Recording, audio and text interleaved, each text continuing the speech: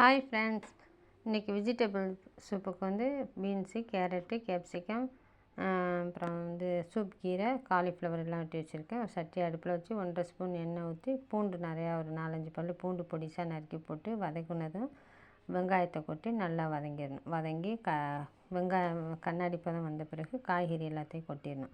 கேப்சிகமும் soup கீரையும் வச்சுக்கோங்க, லாஸ்ட்டாக போட்டுக்கலாம்.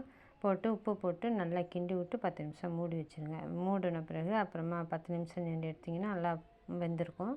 தேவையான அளவு தண்ணி ஊற்றிக்கணும். சூப்பு தகுந்த தண்ணி ஊற்றி நல்லா 10 நிமிஷம் கொதிக்க விட்டுருங்க. காய்கறி எல்லாம் வெந்துடும். வெந்த பிறகு இந்த கேப்சிகமும் சூப் கீரையும் போட்டு 1.5 ஸ்பூன் கார்ன்ஃப்ளவர் கரைச்சி அதில் ஊற்றிடணும். ஊற்றி நல்லா சூப்பு வந்து நல்லா திக்காக வந்துடும்.